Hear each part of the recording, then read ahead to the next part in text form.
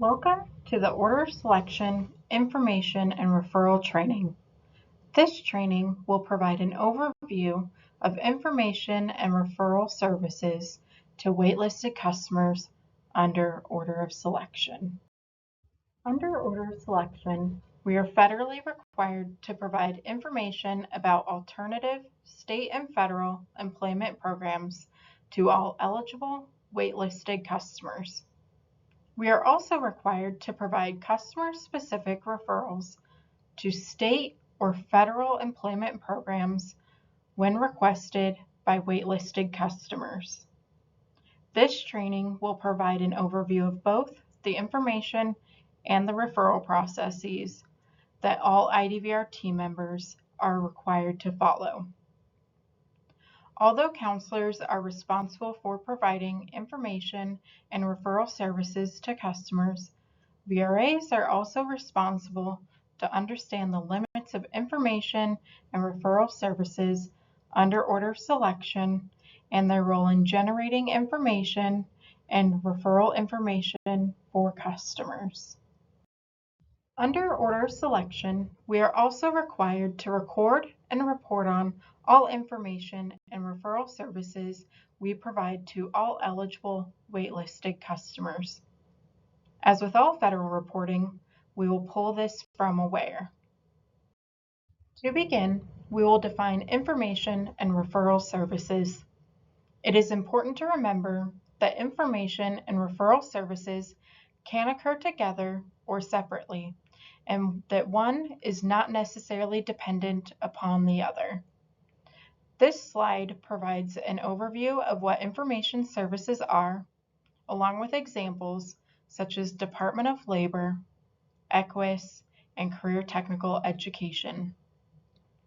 We will discuss later in this presentation about how information on applicable programs will be provided to waitlisted individuals. Team members can also provide appropriate information to customers about employment programs that are not funded by public monies, but this is not a requirement under Order of Selection. For example, Deseret Industries and the Salvation Army may provide employment services to individuals meeting their program criteria. But because these are not publicly funded, they're not included as required employment programs provided to customers. We will continue to emphasize that it is important to understand the limits of information and referral services throughout this training.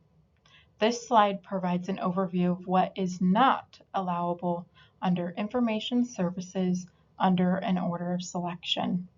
Although team members may want to provide additional support to waitlisted customers, we are federally prohibited from providing any services to waitlisted customers except for information and referral services. Resources, including team member time and efforts, must be used to serve customers who are not waitlisted. RSA prohibits us from providing any services to waitlisted customers outside of information referral services. Following agency and federal Order of Selection requirements also upholds the CRCC ethical principles of fidelity to uphold fiscal responsibilities to the agency, justice, to be fair in service provision to all customers, and veracity, to be truthful in words and actions as an IDVR employee. Compliance with providing information on employment-related services is built into our process of notifying individuals that they are eligible for services and does not require significant changes to the current processes in the center and hub offices. Here is an example of the updated Certificate of Eligibility. Under Order of Selection, the Certificate of Eligibility will provide information on a customer's disability priority category and waitlist status.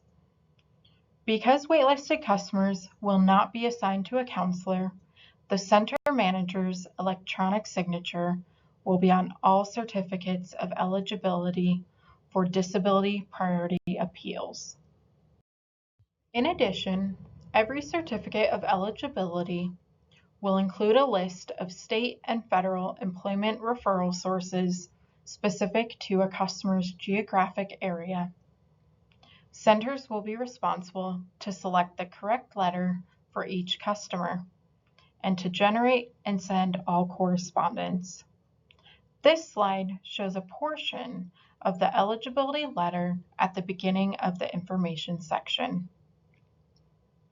To make sure contact information for referral sources remains current, centers will be responsible to submit a ticket to the OSC Help Desk on any changes to employment program contact information. This process means that centers will not have to manually enter contact information into each certificate of eligibility. The referral information is therefore complete when the certificate of eligibility is generated. Because Aware automatically generates and saves correspondence as a case note for all customer letters, through this process, IDVR then fulfills its federal requirements to provide information on employment sources to waitlisted customers. Referrals are a little more complex. This slide states verbal and/or written information. When providing both verbal and written referrals, we are required to document the referral in the customer's Aware case file.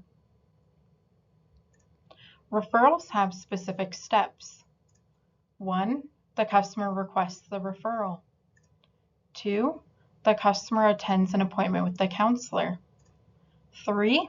The customer signs a release of information.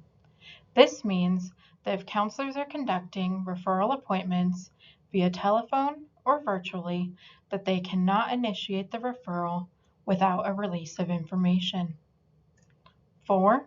The counselor initiates the referral, either verbal and/or written.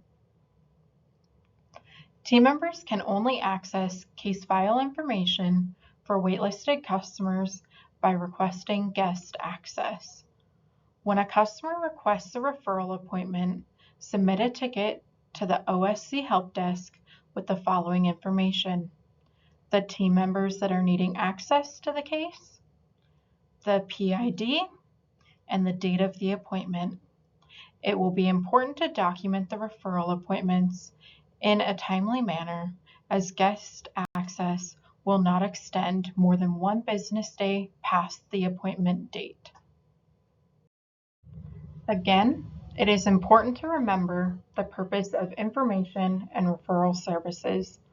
We are required to use our resources to serve customers who are not waitlisted.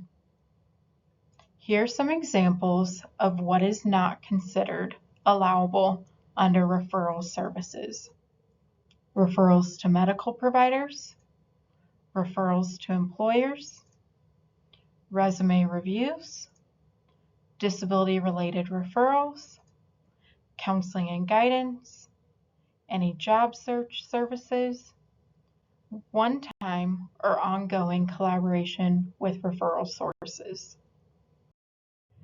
Compliance with providing referrals to employment-related services is based upon individual customer requests for a formal referral. On this slide, there's an example. A customer is requesting a referral to the Department of Labor Youth Program. The counselor completes a release of information to Department of Labor and indicates a phone call to the specific contact for the youth program. Verbal initiation may include leaving a voice message to the referral source with the following pertinent information: the customer's name, their preferred contact information, and the program that they are being referred to. Although it is better to speak directly with the point of contact at the referral source, a voicemail with required information fulfills IDVR's requirements to initiate the requested referral under this process.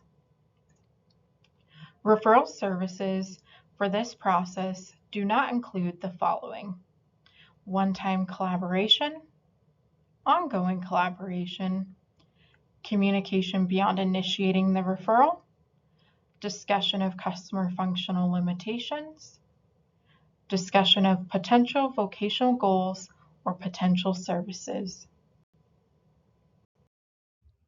Because we are providing customer contact information and identifying them as a VR customer in the referral process, a release of information for all referrals is required.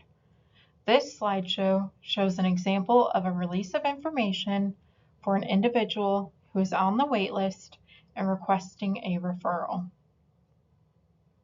Under this process, releases of information are not in place to establish collaborating on employment services or additional exchange of information with a referral source. Adding additional information to ROIs may lead customers to incorrectly believe that IDVR will provide additional services or collaboration with the referral source. As we have previously highlighted, this is not allowable for waitlisted customers under order of selection. On this slide is an example of how a counselor can initiate a referral to an employment program. Instead of a phone call, the counselor initiates the referral through an email.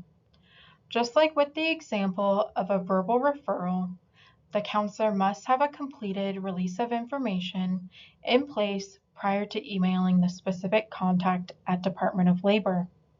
All email referrals must include the customer name, their preferred contact information, and the program they are being referred to.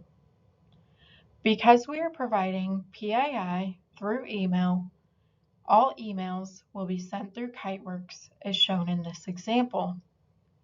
Sending an email, as outlined in the example, is a complete referral under this process.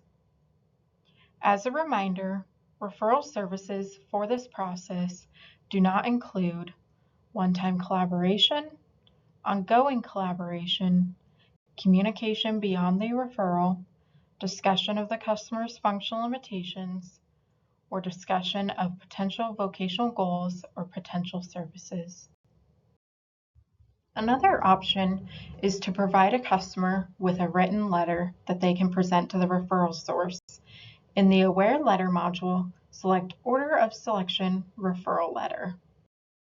To complete the letter, manually fill in the specific referral information, including a contact name if applicable. And be sure to check the appropriate box or boxes as the reason for the referral. If the entity has multiple programs, it is helpful to add the specific name of the program you are referring the customer to. When providing a referral letter to a waitlisted customer, a release of information is not required. This may sound confusing, but in this situation, IDVR is not disclosing PII to a third party. The customer is choosing whether to disclose their information if and when they present the letter to a referral source. Another way to look at this situation is that the customer could apply for employment services without the letter. The letter's only purpose is to help the customer explain why they are requesting services. Next, we will discuss documenting referrals in Aware. RSA requires the agency to document and track referrals for waitlisted customers. To identify action on waitlisted cases and to easily identify referrals provided to waitlisted customers, a new case note category, OOS, Waitlist Referral, is now available. Use the summary field to document the specifics of the referral appointment and the actual appointment. Creating a referral letter creates a correspondence case note. When creating a referral letter, enter OOS Waitlist Referral in the summary field of the correspondence case note.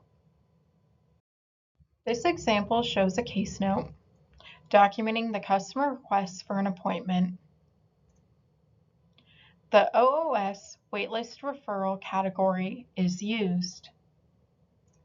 The summary states what the appointment is for, and the case note documents the request for the referral, the counselor they are scheduled with, and the date and time of the appointment. This slide shows an example of a case note documenting the referral appointment. When documenting referrals to customers, the following items must be included in the case note: the request, what was provided, additional services requested, and the outcome. It is also important to ensure that under Section 3, activities provided, that the information and referral box is checked. Referral appointments for waitlisted customers are not counseling and guidance appointments. The case note documentation should be short and factual. Drive case note format is not utilized when documenting referral appointments with waitlisted customers. In the previous example, the customer requested a service that VR cannot provide to waitlisted customers.